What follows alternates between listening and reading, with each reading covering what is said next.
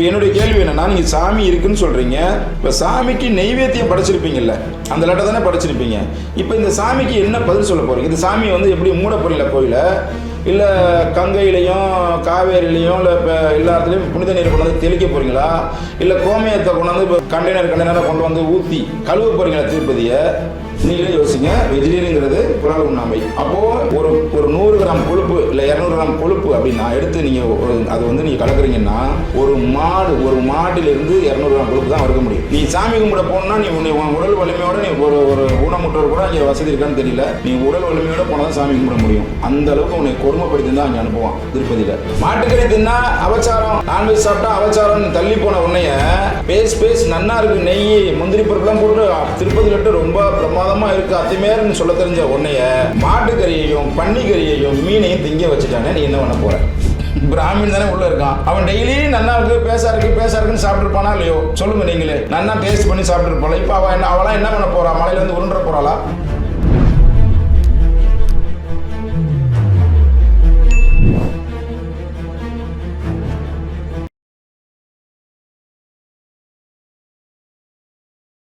Third ஐ தமிழ் நேயர்களுக்கு வணக்கம்.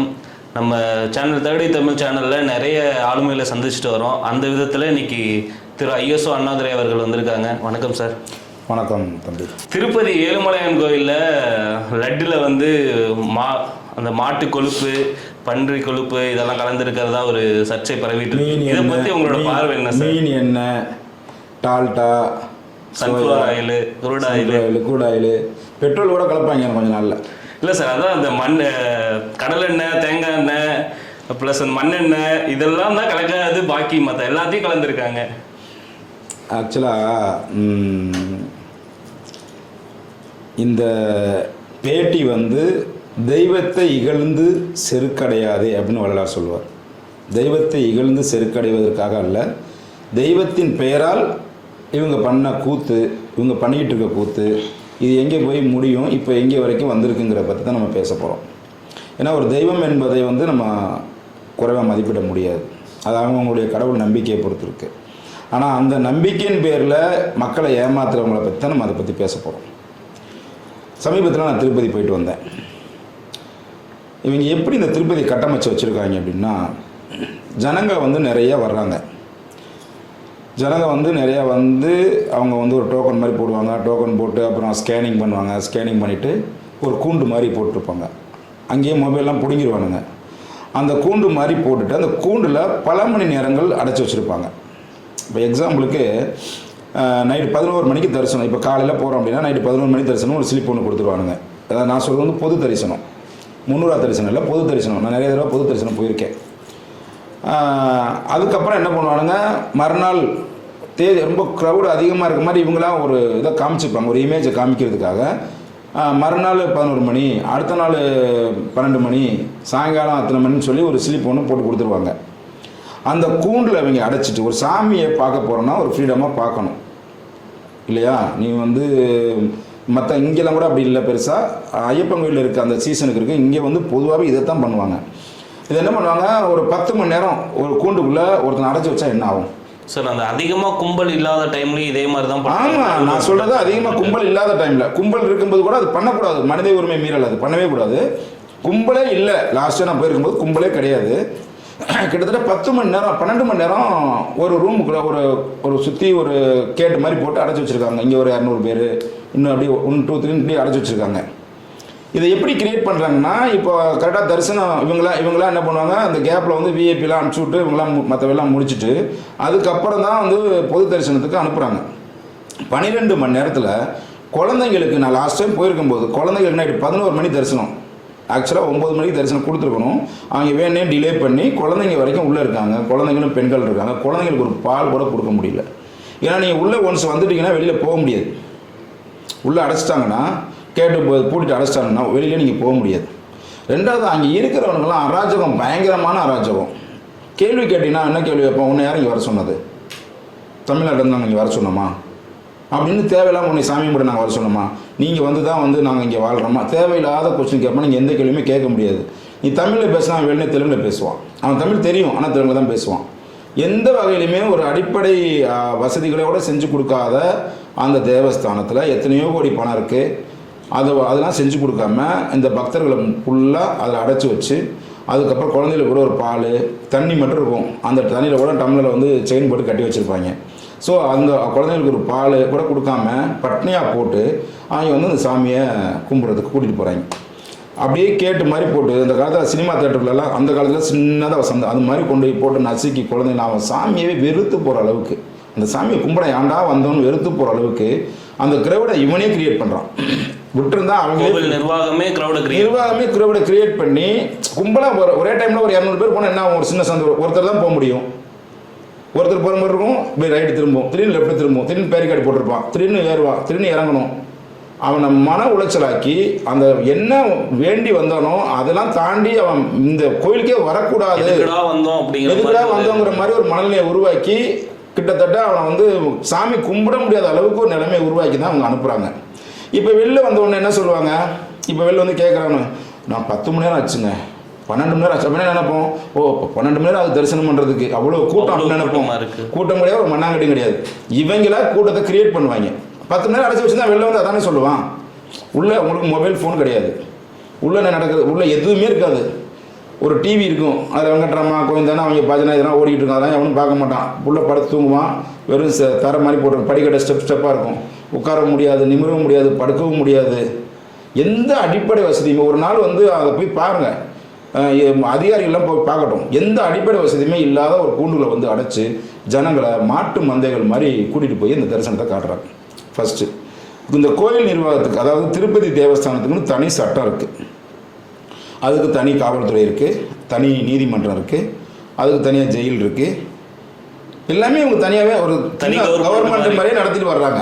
இங்கே நீங்கள் கேள்வியே கேட்க முடியாது. இந்த சட்டம் வந்து இந்தியன் பீனல் கோடுக்கு வந்து செல்லுபடி ஆகாது. அவங்களுக்குன்னு தனி சட்டத்தை உருவாக்கிட்டு கொள்ளையடிச்சுக்கிட்டு பக்தர்கிட்ட பணத்தை பிடுங்கி வசூல் பண்ணி சோறு போடுறான்.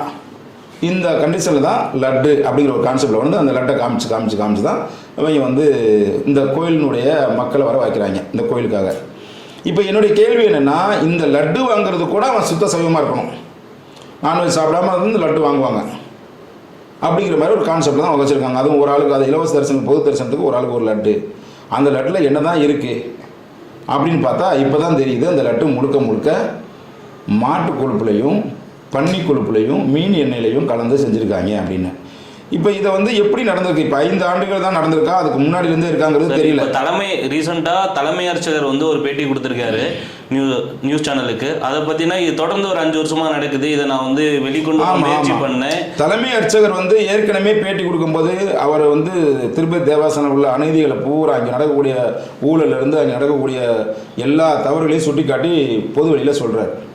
அவர் என்ன சொல்கிறாருன்னா, இங்கே காசு கொடுத்தா சாமியை பார்க்கலாம், 2000 கொடுத்தா ஒரு தரிசனம், 5000 கொடுத்த ஒரு தரிசனம், 10000 கொடுத்த ஒரு தரிசனம். எல்லா கோயிலையும் எல்லா கோயிலும் தான்.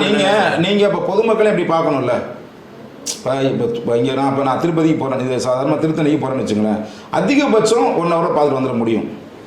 இப்போ நான் திருச்செந்தூர் போனால் அதிகபட்சம் 1 ஹவர் 2 ஹவர் நான் சாமி பார்த்துட்டு வந்துட முடியும். இவங்க நாள் கணக்காக வச்சுருக்காங்க, 3 நாள்லாம் படுக்க அந்த ரூம்லேயே படுக்க போட்டு வச்சுருக்காங்க. அவங்களா ஏதாவது கொடுப்பாங்க, இந்த கிச்சடி கொடுப்பாங்க எப்போது, ஏன்னா படுக்க போய் வரல பசியாடுல ரவா கிச்சடி அந்த மாதிரி கொடுப்பாங்க. குழந்தைங்களுக்கு எப்போ பாலுங்கிற கொடுப்பாங்க, இந்த மாதிரி தான் கொடுப்பானுங்க. ஆனால் வேறு வழியே இல்லை, சாப்பிட்டே ஆகணும், அந்த கூண்டை விட்டு வெளியே வரவும் முடியாது.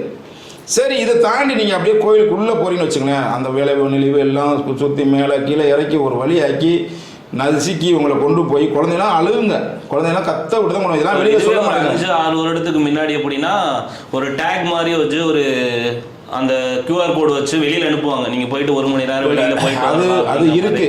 அது வந்து ரெகுலராக போகிறவங்க எனக்குலாம் தெரியும். இப்போ எனக்கு வந்து நாளை காலை தரிசனம்னா நான் அந்த டோக்கனை போட்டு நான் வெளில போயிட்டு திருப்பி நாளை காலை தரிசனம் டைமுக்கு 1 ஹவர் முன்னாடி கூட நான் வந்துட முடியும். புதிதாக வர்றவங்களுக்கு அதை பற்றி தெரியாது, குழந்தை கூட வந்தவங்க எங்கே போவாங்க அதை விட்டா, அதனால உள்ளே இருக்கிறாங்க. இதை தாண்டி குழந்தைங்கள்லாம் அழுது நேராக போனால் தள்ளுவானுங்க பாருங்கள். அந்த கோயில் போலீஸ், அவங்க போட்டிருக்க போலீஸு இல்லை அவங்க போட்டிருக்க காவலர்கள்லாம் கீழே தள்ளி, நான் கண்ணுக்கு முன்னாடி ஒரு அம்மா கீழே தள்ளுறான், அந்த அம்மா இருந்துச்சு கேள்வி இருக்குது, அந்த அம்மா திருப்பியும் தள்ளுறான். அந்த கூட்டத்தில் ரொம்ப அராஜகமாக பெண்கள்லாம் வந்து வேணே பெண்களை பிடிச்சி தள்ளுறது, தொட்டு தள்ளுறது, இந்த மாதிரி விஷயங்கள்லாம் தள்ளி அதுக்கப்புறம் அங்கே போய் சாமின்னு ஒன்று கும்பிட்றதுக்கு போவோம். நீங்கள் நம்ப மாட்டீங்க, ஜஸ்ட் ஒரு 30 செகண்டுக்குள்ள நீங்கள் சாமியை பார்க்கலாம், உங்களுக்கு தள்ளிடுவான். அந்த ஒரு 30 செகண்ட் தான், காமிக்கவே மாட்டான். இப்போ இங்கேருந்து வேண்டி இங்கேருந்து செலவு பண்ணி இங்கேருந்து நாள் கணக்காக வருஷ கணக்காக மாதம் கணக்காக இருந்து வேறு இருந்து போவான்.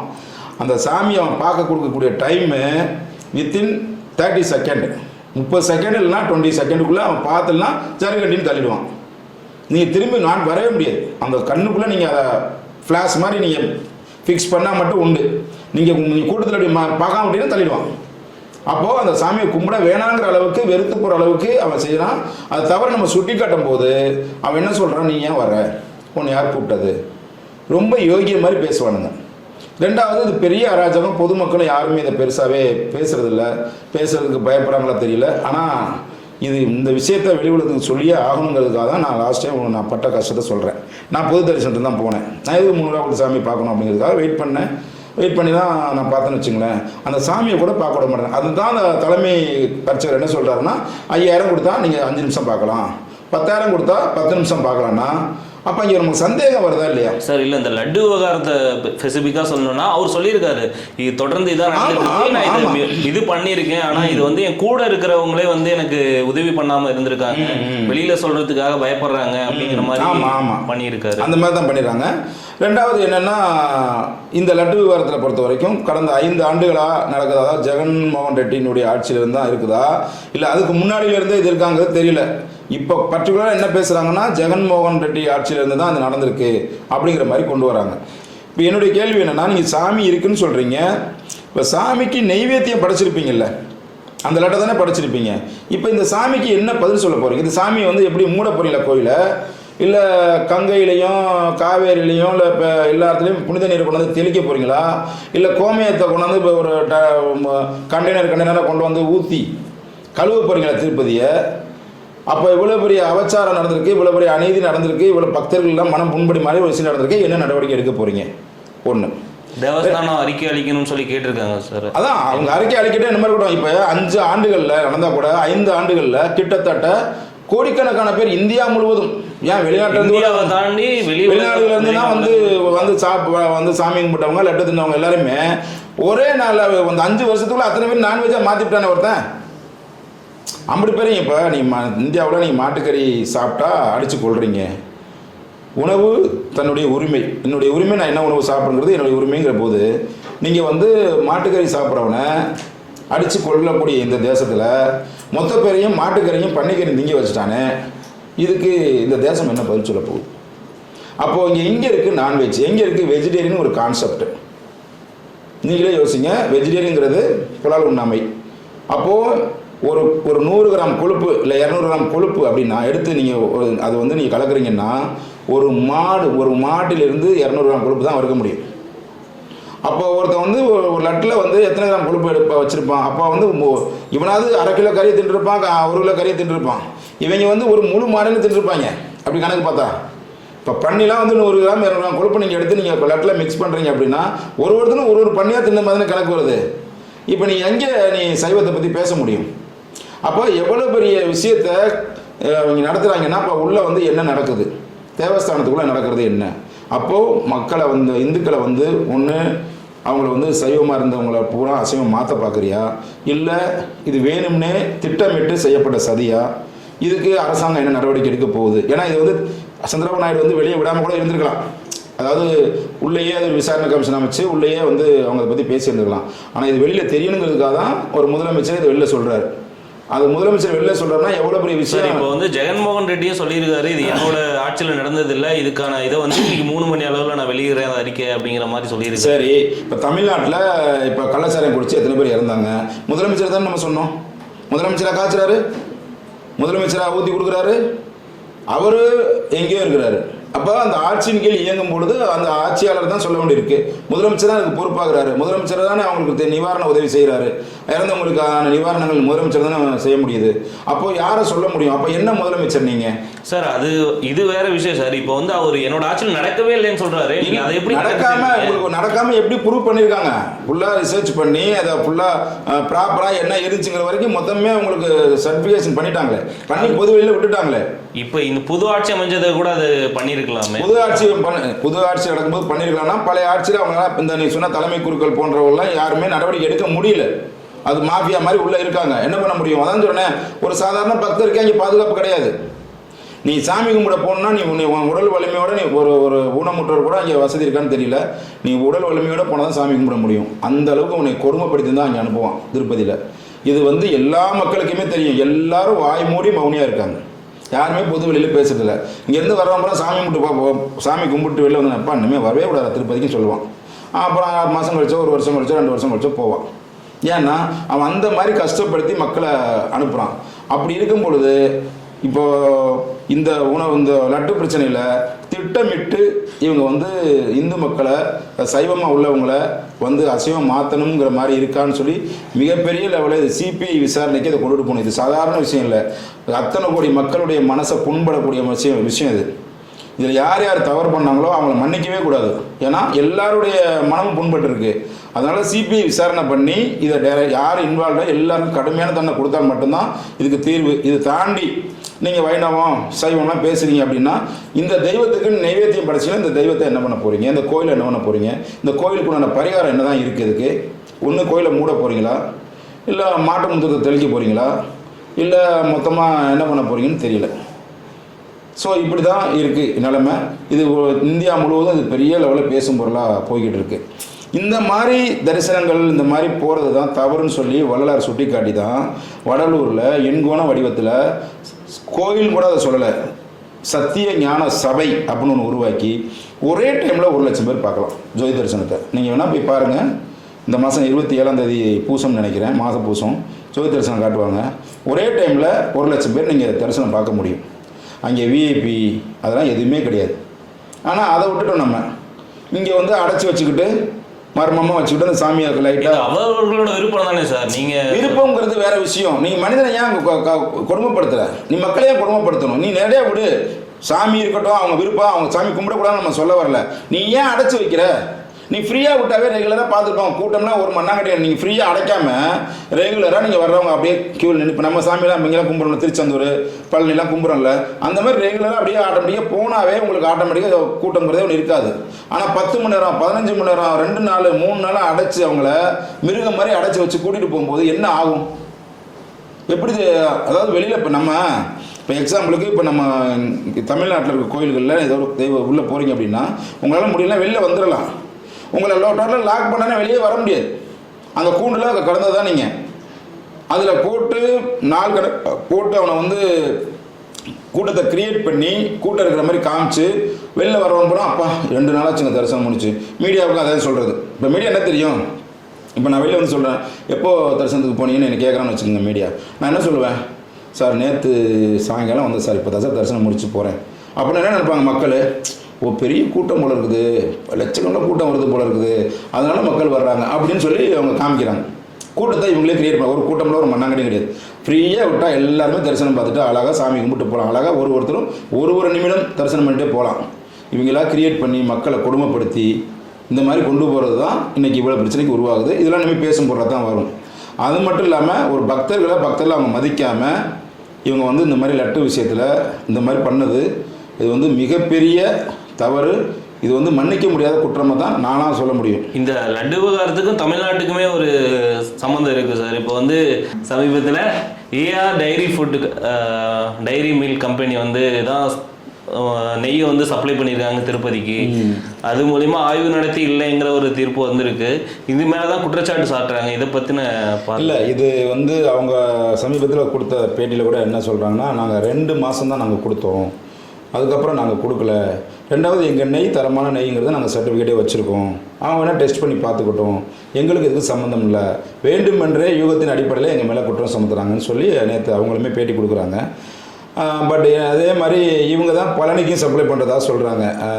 இப்போ சமீபத்தில் கூட அர்ஜுன் சம்பத் அவர்கள் வந்து குற்றச்சாட்டு இருந்தார், பழனிலையுமே விலங்குகளோட மாமிச கொழுப்பு கலந்துருக்கு அப்படிங்கிற மாதிரி ஒரு இது பண்ணியிருக்காங்க. கரெக்ட். இப்போ என்னன்னா, இப்போ நீங்கள் சைவத்தை இனிமேல் தேட முடியும். இப்படியே இருந்தால் எல்லார் வாழ்க்கையிலுமே சைவம்னு ஒன்று இல்லாமல் போயிடுச்சு. இப்போ நீங்கள் உணவுக்காக ஒரு மாட்டுக்கறி தின்னாங்கிறதுக்காக நீங்கள் ஒருத்தனை அடித்து கொன்ன அதே நீங்கள் தான் இப்போ மாட்டையும் பன்னியையும் மீனையும் அந்த கொழுப்பு மூலமாக உங்களை திங்க வச்சுட்டாங்களே, இப்போ நீங்கள் எங்கே இது திங்க வச்சாங்கன்னு சொல்றீங்கல்ல, இது வந்து திட்டமிட்ட சதின்னு சொல்லுங்க. ஆமாம், நிச்சயமாக திட்டமிட்ட சதி தான். திங்க வச்சுட்டானே ஒருத்தன்.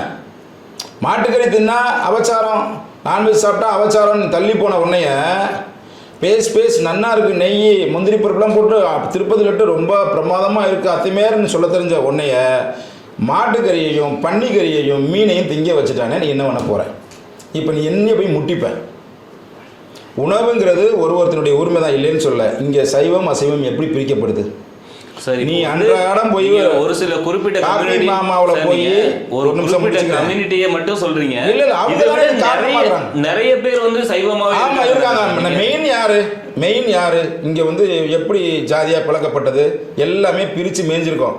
நம்ம சித்தர்கள் சொல்லி தான் போயிருக்காங்க. இன்னும் குறிப்பாக வல்லாரெலாம் பிரித்து மேய்ஞ்சி தான் போயிருக்காரு. மெயின் எங்கேருந்து வந்தான் அவன் பிரிக்கிறதுக்கு யார்? இதனால தானே மதம் மாற முடிஞ்சது. எதுக்கு ஒருத்தன் மதம் மாறினா? ஜாதியத்திலேருந்து என்னை அவமானப்படுத்தி நீ வந்து புறந்தள்ளப்பட்டதுனால தான் மதம் மாறுறான். நீ வந்து தீண்டத்தகாதவன் சொல்கிறதுக்கு அவன் யார் அப்படிங்கிற ஒரு கேள்வி வருதில்ல. நீ பொதுப்படையாக யோசிச்சு பாருங்கள். இப்போது நீ வந்து தீண்டத்தகாதவன்னு சொல்கிறதுக்கு எல்லாரும் தானே சொல்கிறீங்க. நீ அவர் வந்து தலையில் பிறந்தவர், இவங்க அந்த மற்றவங்களாம் உடம்புல மற்ற பகுதியில் பிறந்தவங்க மாதிரி நீ தானே பிரிக்கிறீங்க. அதுதானே மனு சாஸ்திரம் சொல்லுது, மனு தர்மம் சொல்லுது. இப்போ நான் என்ன கேட்குறேன், மனு தர்மம் வந்து புலால் உண்ணக்கூடாதுன்னு சொல்லுது. சரி, இப்போ நீங்கள் சொல்கிற மாதிரி ஜெயின் இருக்காங்க, இதே வள்ளலார் கும்புறவங்க இருக்காங்க. எல்லாருக்குமே தான் சொல்கிறேன். அதிகமாக இவங்க வந்து ஒரு அபச்சாரமாக வந்து ஒரு புறந்தள்ளி மக்களை வந்து வேறு மாதிரி பார்க்குற ஒரு குரூப்பாக இருக்கிறதுனால இவங்களுக்கு அதிகமான வேதனை. ஏன்னா இவங்க தான் அதிகமாக அதை சாப்பிட்டது. இப்போது ஜெயின் சமூகம் இருக்குன்னு வச்சுங்களேன், அவங்க சைவத்தில் இருக்காங்கன்னு வச்சுங்களேன். அவங்க வந்து ஒரு கோவிலுக்கு போவாங்க, அன்னைக்கு சாப்பிட்ருப்பாங்க. அங்கேயே இருக்கிறவங்க கூட யார்? பிராமின் தானே உள்ளே இருக்கான். அவன் டெய்லி நன்னா இருக்குது பேசா இருக்குன்னு சாப்பிட்ருப்பானா இல்லையோ? சொல்லுங்கள் நீங்களே. நன்னா டேஸ்ட் பண்ணி சாப்பிட்ருப்பாளா? இப்போ அவளாம் என்ன பண்ண போகிறா? மலையிலேருந்து உருண்டுற போகிறாளா? இல்லை, எனக்கு புரியவே இல்லை. இப்போ அவளையும் நான்வெஜ்ஜாக மாற்றிட்டாங்கன்னா திட்டமிட்ட சரிதானே. இப்போ 2 கேள்வி வருது, எனக்கே 2 கேள்வி வருது. ஒன்று, அவன் செஞ்சது சரியா தப்பா? இப்போது அவன் செஞ்சது தவறுன்னு வச்சுப்போம், என்ன நடவடிக்கை எடுக்க போறாங்கன்னு தெரியல. ஒரு சமுதாயத்தை மட்டும் சொல்றீங்க. இப்போ கடவுள் நம்பிக்கையில் அத்தனை நாள் விரதம் இருந்த போன எல்லாத்தையுமே நீங்க சேர்க்கணும். பாருங்க, நான் முதல்ல புரிஞ்சுக்குங்க. சைவம் என்பவன் பிறப்பால் சைவம். நீங்கள் கடவுள் நம்பிக்கையில் கோயிலுக்கு போகிறதுக்காக விரதம் இருக்கிறது, 1 மாதம் விரதம் இருக்கிறது, 40 நாள் விரதம் கணக்கில் வராது. அவன் என்னைக்கு வந்து நான்வெஜ்ஜை தொட்டனா அவன் நான்வெஜ் தொட்டவன் தான், அவன் சைவத்தில் வராது. நான் இடையில வந்தேன் 1 மாதம் விரதம்லாம் அவன் சைவமாக முடியாது. பிறப்பால் அவன் உயிரில் கொன்று உண்ணாத ஒருத்தன் தான், புலால் உண்ணாத ஒருத்தன் தான் சைவம். அந்த சைவம் தான் பிராமணனாக ஒரு பகுதி இருக்காங்க. அந்த பிராமணன் ஆச்சாரத்தோட வாழ்கிறதாக அவங்களே நினச்சிக்கிட்டு இருக்காங்க. இன்றைக்கி அவன் தான் திருப்பதியை சுற்றி இருக்கக்கூடிய பகுதி எல்லாத்துலேயுமே அவன் தான் கூடி வாழ்கிறான். அவன் தான் அந்த கோயிலை நிர்வகிக்கிறான். அவன் தான் உள்ள பூஜை புனஸ்காரம் பண்ணுறான். அவன் தான் அந்த லட்டையும் நெய்யையும் விரும்பி சாப்பிட்றான். அவன் மட்டும் சாப்பிடல, அந்த நெய்யை பூரா பாதி வீட்டுக்கு எடுத்துகிட்டு போய் வீட்லேயும் சமைச்சு சாப்பிட்றான். அப்போது வீட்டில் உள்ளவங்களையும் நான்வெஜ் ஆக்கி விட்டாலே இப்போ என்ன பண்ண போகிறான்னு கேட்குறேன். இவ்வளோ தானே, சொல்லுங்கள். இதில் என்ன இதில் பிரிவினை இருக்குது? நீங்கள் பிரிவினையாக பார்த்தீங்க. நான் பொதுவான கேள்வியை கேட்குறேன். இப்போ நீங்கள் தின்னுட்டில் வாந்தி எடுக்க போகிறீங்களா, இல்லை பேதி மாத்திரையை சாப்பிட்டு உடலை சுத்தம் பண்ண போகிறீங்களா, இல்லை வேறு ஏதாவது பண்ணி உங்கள் தேகத்தை சுத்த தேகமாக எப்படி மாற்ற போகிறீங்களா என்னுடைய கேள்வி ஒரு பக்கம். இன்னொரு பக்கம் இவங்களுடைய வழி சுமந்தாலும் இன்னொரு பக்கம் இது வந்து சாதாரண விஷயமாக எடுத்துக்க முடியாது. ஏன்னா நீங்கள் சொன்னது மாதிரி அவங்கள தாண்டி எத்தனை பேர் சைவமாக இருக்காங்க, எத்தனை பேர் உண்மையிலே இறைவனுக்காக வாழ்கிறவங்க இருக்காங்க, இறைவன் நம்பிக்கை இருக்குது. அப்போ இவங்க எல்லாருமே மனம் புண்படுமையான ஒரு நிகழ்வு இருக்கிறதுனால இது சிபிஐ விசாரணை கொண்டு போய் நிச்சயமாக மிகப்பெரிய தண்டனை கொடுத்தால் மட்டும்தான் இதை மாற்ற முடியும். சரி, அவங்களுக்கு தண்டனை கொடுத்துருவோம் சார். இந்த விஷயத்தை அங்கே கொண்டு போகிறதுக்கு முன்னாடி இப்போ தமிழக தலைவர், அரசியல் தலைவர்கள் என்ன சொல்கிறாங்கன்னா, இது அரசியலாக்காதீங்க, இது நல்ல விஷயம் தானே, நல்ல விஷயம்.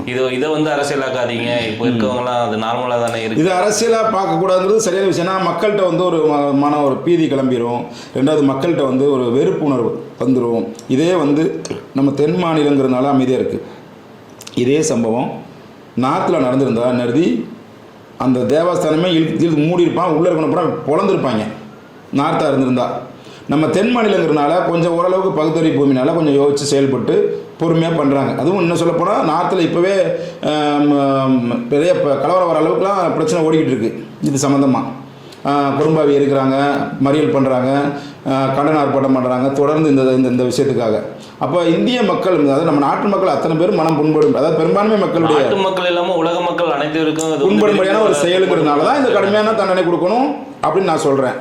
ரெண்டாவது என்னென்னா, இப்போ அரசியல் தலைவர்கள் வந்து பேசுகிறது ஆரோக்கியமான விஷயம் தான். நாளைக்கு வந்து இது பெருசாக மக்கள் வந்து பயப்பட்டுருவாங்க. இப்போ நான் பேசுகிறேன் அப்படின்னா நான் ஒரு பக்தனாக பேசுகிறேன். நான் வந்து அரசியலுக்கு அப்பாற்பட்டு நான் மாதந்தோறும் இல்லை 2 மாதத்துக்கு இல்லை கண்டனம் இதை தெரிவிக்க முடியாது. ஏன்னா சென்சிட்டிவான பிரச்சனை. ஏன்னா இது வந்து எடுத்தங்கவுத்தன்னு பேசிட்டா அது இந்தியா முழுவதும் பெரிய பிரச்சனையாக உருவாயிரும். அரசியல் கட்சி தலைவர்கள் இந்த விஷயத்தை கூட சொல்லியிருந்தாரு, செத்தா போயிட்டான் அப்படிங்கிற மாதிரி ஒரு செத்து போயிட்டாங்கிறதுக்கான அடுத்த மன புண்படத்தானே செய்யும் இல்லையா. ரெண்டாவது இதை வந்து திருமாவளவன் போன்ற தலைவர்கள்லாம் இதை அரசியலாக்க வேண்டாம்னு சொல்கிறது ரொம்ப சரி. ஏன்னா இது அரசியல் ஆக்கப்படும் பொழுது அவன் தொண்டர்கள் எல்லாருமே ஒரு சார்ந்த மக்கள் மேலே வன்மத்துக்கு ஆளாயிடுவாங்க. பார்த்தீங்களா, இப்போவே பேச ஆரம்பிச்சிட்டாங்க. இப்போ இங்கே தான் பெரியாரை கொண்டாந்து நிறுத்துவாங்க. இப்போவே பேச ஆரம்பிச்சிட்டாங்க. கடவுள் இல்லை என்று நாங்கள் சொல்லவில்லை, கடவுள் கோயில் இல்லை என்று நாங்கள் சொல்லவில்லை, கோயில் கொடியவர்களின் கூடாரமாக இருக்கக்கூடாது என்று தான் நாங்கள் சொல்லியிருந்தோம் ஆரம்பித்தாங்க. பராசக்தியில் கலைஞர் வசனம் எழுதுறாரு. கடவுள் இல்லைன்னு சொல்லலை, ஆனால் கடவுளுங்கிற பேரில் இந்த வேலையை பண்ணுறீங்க. இங்கே பெரியார் வந்து நின்றுவார். இதை தான் அன்றைக்கே சொல்கிறார். அது இன்றைக்கி உறுதியாக்கிட்டாங்க. அப்போ இது எங்கேருந்து உருவாச்சு, இது காரணமானவங்க யார், இது எப்படி வந்து இந்த பிரச்சனைக்கு தீர்வு காண முடியுங்கிறத மத்திய அரசாங்கம் நேரடியாக இறங்கி இதுக்கான இந்த கடுமையான தண்டனை கொடுத்தால் ஒழிய திருப்தியாகும். ஒன்று. ரெண்டாவது, நானே சொல்லுவேன், நான் இல்லை வள்ளலார் சொல்கிறேன், நான் வள்ளலார் சொன்ன விஷயத்தை தான் நான் சொல்கிறேன். ஒரு தெய்வம் இருக்குமானால் உருவங்களால் தெய்வம் இருக்காது அவர் சொல்கிறாரு. ஏன்னா நீ உருவத்தை வைக்கிறதுனால தான் இந்த பிரச்சனைலாம் உருவாகுது. ஆடு கோழி பலியிடுவது இது போன்றது. அதனால் ஜோதி வடிவம் தான், ஜோதி வழிபாடு தான் சிறந்ததுன்னு சொல்லி வள்ளலாரே சொல்கிறார். கடவுள் ஒருவரே, அவர் அருப்பெருஞ்சோதி ஆண்டவர், அவர் ஜோதி வடிவாக இருக்கிறார். அவ்வளோதான் சப்ஜெக்ட். நீ உருவம் கொண்டாடும் போது தான் 16 கை நீ நாக்கு இப்படிலாம் கொண்டு வந்து சாமிங்கிற பேர் இல்லை நீங்கள் புரிஞ்சுக்குங்க. 16 இவ்வளோ தூரத்துக்கு உருவத்தை வந்து மாற்றி காளி இப்படி இருக்கும், விநாயகருக்கு இப்படி இருக்கலாம் நீ கொண்டு வந்ததுனால தான் நீ வந்து அதுக்கு பேர் சிறுதெய்வ வழிபாடுன்னு சொல்கிறாரு. அது மூலமாக நீ உயிர் பலி கொடுக்க ஆரம்பிக்கிற. நீ வந்து ஆடு கோழி பழிடுற. எந்த சாமி எனக்கு ஆடு கோழி கொடுலாம் கேட்குறதில்ல. சாமியை சாட்சியாக வச்சுக்கிட்டு நீ வெட்டி நீ சாப்பிட்ற. இப்போ எக்ஸாம்பிளுக்கு நம்ம ஒரு பிள்ளையார் கோயிலை செலுத்தி வச்சோம், இப்போ கொலக்கட்டை வச்ச உடனே பிள்ளையார் எடுத்து சாப்பிட்ருந்தாருன்னு வச்சுக்கோங்க. நீ கொலக்கட்டை வைப்பியா? பிள்ளையாரே முதல்ல வைக்க மாட்டேன், அப்படியே எப்படி கொலக்கட்டை வைப்பேன்? ஒரு நம்பிக்கை சாப்பிட மாட்டாருன்னு அதை நீ சாமியை ஏமாத்துற. அவருக்கு 2 வாழைப்பழம் வைக்க வேண்டியது, நைவேத்தியம் பண்ண வேண்டியது. அந்த வாழைப்பழத்தை சாயங்காலம் நீ காலைல படைச்சி விட்டு சாயங்காலம் நீனே தின்னா சாமியவே நீ ஏமாத்துறதுன்னு அர்த்தம். எதுக்கு நீ படைக்கிற? அதே மாதிரி தான் இப்போ உன்னுடைய தெய்வம் இருக்குன்னு நீ நம்புறல. உன்னுடைய தெய்வம் வந்து திருப்பதியில் வெங்கடாசலபதி இருக்கார். வெங்கடாசலபதிக்கு நீ என்ன படைச்சிட்ட? இப்போது 5 வருஷமா ஆட்டுக்கறியும் ஆடையும் மாட்டு கொழுப்பையும் பன்னி கொழுப்பையும் மீனையும் நீ படைச்சிட்டியே. இந்த சாமி அசுத்தமாகின்றதா இல்லையா சொல்லுங்க. இப்போ சாமின்னு ஒன்று இருக்குதா இல்லையாங்கிற சந்தேகம் வந்துருச்சா? எனக்கு அது ஒரு கேள்வி இருக்குதானே செய்யுது. உண்மையிலே சாமின்னு ஒன்று இருந்திருந்தா இவங்க மேலே தண்டனை பண்ணியிருக்கணும். இவங்கெல்லாம் மொத்தமாக கும்பலாக இருக்கும்போது இந்த கோவிட் டைம்லாம் யார் மக்கள் வராதவங்களாக இருந்தாங்க பாருங்கள். அந்த டைமில் வந்து மழை சரிஞ்சிருக்கணும். எல்லாரும் வந்து இந்த இதில் நடந்தது மாதிரி, கேரளாவில் நடந்த மாதிரி ஒரு பெரிய விபத்து ஏற்பட்டு இவங்க பூரா பாதி செத்துருக்கணும்ல. இவ்வளோ அநியாயம் பண்ணவங்க, இவ்வளோ பேர் பக்தர்களை வந்து மனம் புண்படும்படியாக ஆக்கணவங்கலாம் இருக்கலாமா? அப்போ சாமி பழி வாங்கியிருக்கணும்ல. அத்தனை பேருக்கும் அந்த லட்டை தின்ன அத்தனை பேருக்கும் இங்கே உள்ளவனுக்கு பூரா அத்தனை பேருக்கும் ஹார்ட் அட்டாக் வந்திருக்கணும்ல. கோயில் இருக்கவனுக்கு பூரா ஏதோ ஒரு வகையில் அவங்க தண்டிக்கப்பட்டிருக்கணும்ல. அப்போ சாமி இருக்கா இல்லையா? அப்போ நான் சாமி நம்பவா வேண்டாமா? சாமி இருக்குன்னா ஒரு தண்டனை ஒன்று கிடைக்கணும். சரி, இப்போ கூட நான் சாமி நம்புகிறோம், இப்போ கூட சாமி இருக்குன்னு நம்புகிறோம். இந்த அரசாங்கம் இல்லை மத்திய அரசாங்கம் ஏதோ ஒரு அரசாங்கம் இவங்க மேலே அதிகபட்ச தண்டனை என்ன கொடுத்துட போகுது? துறை ரீதியான நடவடிக்கை, சஸ்பெண்ட் பண்ணுவாங்க, இல்லை அதிகபட்சம் டிஸ்மிஸ் பண்ணுவாங்க. வேறு என்ன தண்டனை கொடுத்துட போகிறாங்க? அவங்களுக்கு ஆயுள் தண்டனை கொடுத்துருவாங்களா, தூக்கு தண்டனை கொடுத்துருவாங்களா? அப்போவும் நம்மளுக்கு சாமி நம்பிக்கை இல்லாமல் தானே போகுது. அந்த கடவுள் நம்பிக்கை இல்லாமல் போய்விடும் என்பதால் தான் இதை வந்து அரசியல் தலைவர்கள் பெருசாக்க வேணாம்னு சொல்கிறாங்க. ஒன்று. ரெண்டாவது, இப்போ என்ன நடக்க போகுது, இப்போ என்ன நடந்துடும், இனிமேல் என்ன நடக்கும் அப்படின்னா, இந்த சம்பவத்தை எழுதி வச்சுங்கன்னு நான் சொல்கிறேன். இன்னொரு 1 வாரம் 10 நாளில் இந்த லேப் டெஸ்ட்லாம் போய் நாங்கள் வந்து வேறு இடத்துல டெஸ்ட் பண்ணுறோம் பார்த்தா அதெல்லாம் ஒன்றும் கிடையாது. பால் வந்து அதிகமாக திரண்டதுனால அந்த அந்த அந்த அந்த இது ஒரு குறிப்பிட்ட அளவு இருக்குது. அந்த அளவுகளை மீறினதுனால உங்களுக்கு அப்படி இருக்கே முடியாது. இதில் எந்த விதமான கொழுப்பும் கலக்கவில்லைன்னு சொல்லி ஒரு அறிக்கையை கொடுத்து மக்களை வந்து ஹாப்பியாக்கி விட்டுருவாங்க. இது மட்டும் சத்தியமாக நடக்கலாம் கேளுங்க. இந்த விசாரிக்கவே முடியாது. இதை விசாரிச்சா மொத்த தேவஸ்தானத்தையுமே பூட்டணும், தேவஸ்தானத்தையே கலைக்கணும், நேரடி அரசாங்க கட்டுப்பாட்டுக்கு போயிடணும். அது என்ன தேவஸ்தானம் வேண்டாங்க, இவங்களுக்கு மட்டும் தனி சட்டம், மொத்த அரசாங்க ஆந்திரா அரசாங்க கட்டுப்பாட்டுக்கு போயிடணும். அப்படி இல்லைன்னா இப்படி தான் பண்ணுவாங்க. என்ன பண்ண போகிறாங்க? கிடையாது, இது வந்து தவறான அறிக்கை, இது வந்து தவறாக, ஏன்னா அதுவுமே திருப்பதி கோயிலுக்கு நிறைய பேர் வரமாட்டாங்கல்ல, அதனால என்ன அதாவது இப்போ நான் கேட்ட மாதிரி நிறையா கேள்வி எல்லாருக்கும் வரதானே செய்யும். அப்போ என்ன பண்ணிடுவாங்கன்னா, இது இல்லை தப்பாக நடந்துருச்சு, அந்த மாதிரி எதுவும் நடக்கவே இல்லைன்னு சொல்லி மூடி மொழிடுவாங்க, பூசி மொழிடுவாங்க. இதுதான் நடக்கும். அதனால் மக்கள் வந்து நிம்மதி போய் சொல்லிட்டாங்க பொழுது நம்ம மக்கள் நம்புவான். இப்போ நடந்ததெல்லாம் உண்மை, இது உண்மை இல்லைன்னு அரசாங்கமோ மீடியாக்களோ சொல்லும் போது அது இல்லைன்னு ஆகிடும். அவன் எப்போதும் போல கோயிலுக்கு வருவான். இப்படி தான் நடக்க போகுது. நம்ம தேர்ட் ஐ தமிழ் நேயர்களுக்கு நிறைய விஷயத்தை கொடுத்துருக்காங்க. ரொம்ப நன்றி சார். நன்றி என் தம்பி, நன்றி.